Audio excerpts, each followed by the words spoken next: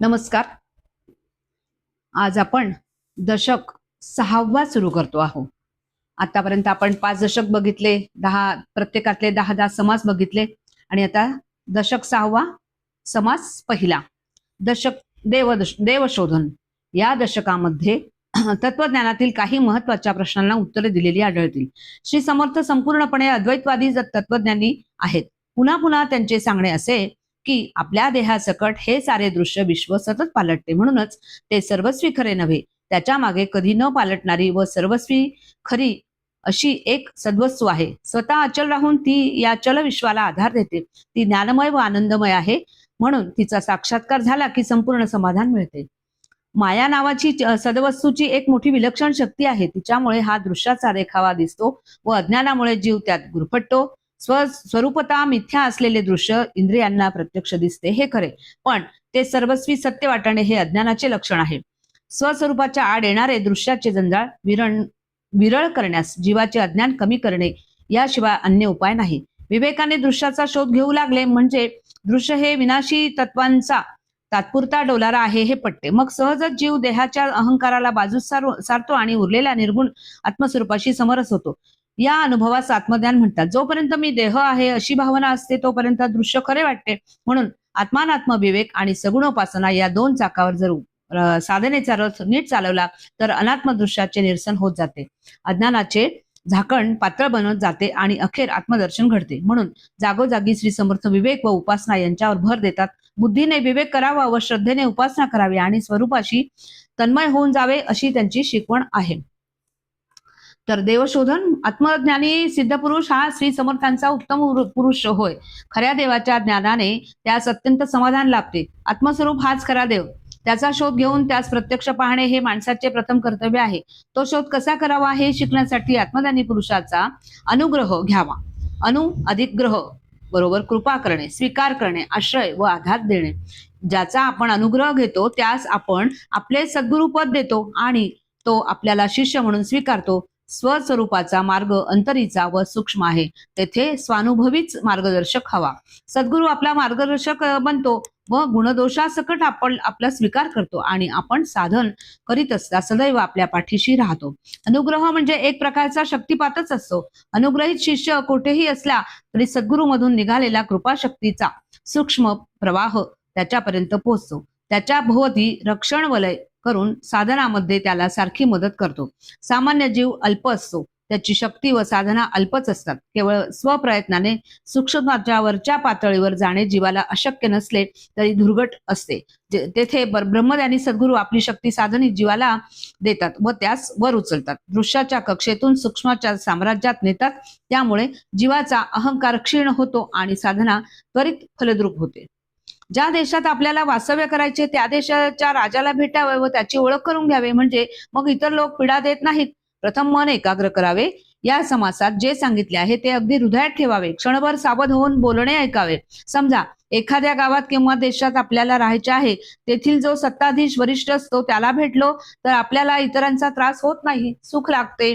म्हणून ज्याला जेथे राहायचे असेल त्याने तेथील वरिष्ठाची भेट घ्यावी. असे केले म्हणजे सर्व काही उत्तम सुरळीत चालते. वरिष्ठाची भेट घेतली नाही तर तेथे आपल्याला कोणी मानित नाही. मग आपले महत्व नाहीसे व्हायला वेळ लागत नाही. म्हणून राजापासून तो थेट रंकापर्यंत जो कोणी वरिष्ठ असेल त्याला भेटणे शहाणपणाचे होय, हे विचारी माणसे ओळखतात. वरिष्ठाला न भेटता जर त्याच्या शहरात राहिले तर फुकट काम करून घेण्यासाठी बेगारी म्हणून धरून नेतात किंवा चोरी केली नसतानाही चोरीचा आरोप लादतात. सारांश, जो शहाणा आहे त्याने वरिष्ठ अधिकाऱ्याला भेटावे.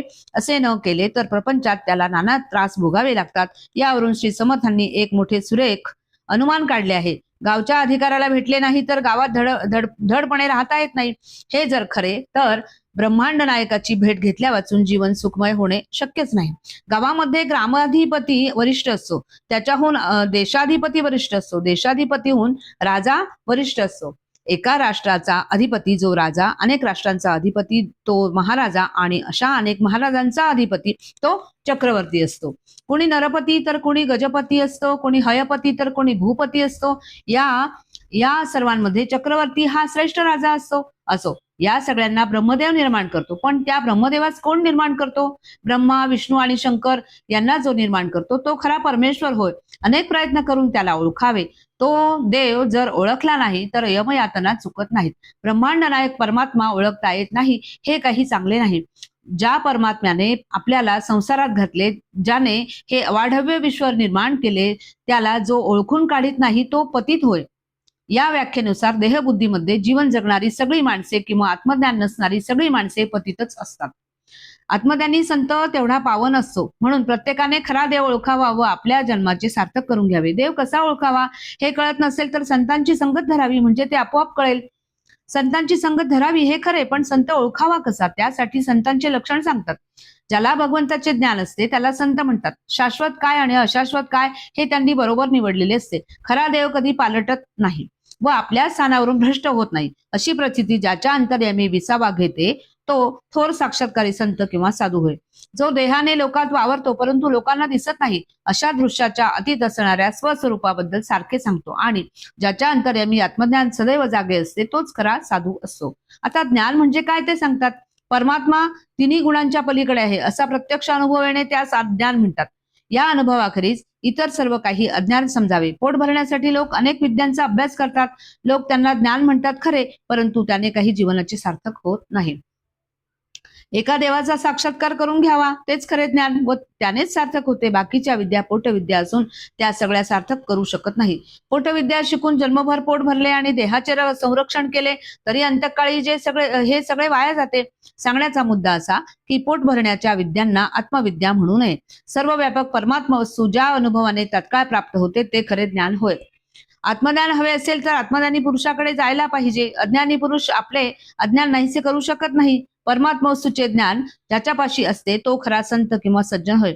समाधान मिळवण्याचा मार्ग त्याला विचारावा. एक अज्ञानी दुसऱ्या अज्ञानी माणसाकडे गेला तर त्याच्यापाशी ज्ञानाची प्राप्ती होणार नाही, कारण त्या अथवा दैवहीन माणसाच्या दर्शनाने आपले दैव उदयाला येणे शक्य आहे. किंवा एक रोगी बरा होण्यासाठी दुसऱ्या रोग्याकडे गेला तर त्यास आरोग्य मिळणार नाही. किंवा एक दुबळा दुसऱ्या दुबळ्याचे रक्षण करू शकत नाही. किंवा एक पिशाच्य दुसऱ्या पिशाच्याकडे गेले तर ते पिशाच्य योनीतून मुक्त होणार नाहीत. किंवा दारू पिऊन झिंगलेला एक माणूस दुसऱ्या दशात झिंगलेल्या माणसाकडे गेला तर तो कोण कुणाची समजूत घालणार. भिकाऱ्याकडे भिक्षा मागितली तर ती मिळत नाही. किंवा गुरुहीनाकडे गुरुदीक्षा मिळत नाही. किंवा कृष्ण पक्षात चांदण्याचा प्रकाश मिळत नाही. एका स्वैराचारी माणसाकडे दुसरा स्वैराचारी गेला तर तो काही सदाचारी होत नाही. किंवा एका प्रापंचिकाकडे दुसरा प्रापंचिक गेला तर तो काही सिद्ध पुरुष होऊ शकत नाही. त्याचप्रमाणे एका देहबुद्धीच्या माणसाकडे दुसरा देहबुद्धीचा माणूस गेला तर तो काही विदेही होऊ शकत नाही. म्हणून आत्मज्ञानी पुरुषा वाचून आत्मज्ञानाचा मार्ग सापडत नाही. सद्गुरूंच्या पाठिंब्या वाचून परमार्थ साधत नाही. या कारणाने आत्मज्ञानी शोधून काढावा, त्याचा अनुग्रह घ्यावा, त्याचे शिष्यत्व रीतसर पत्करावे. मग त्याच्या मार्गदर्शनाखाली सारासार विचाराने जीवाला मोक्ष मिळतो. समास पहिला समाप्त. जय जय रघुवीर समर्थ.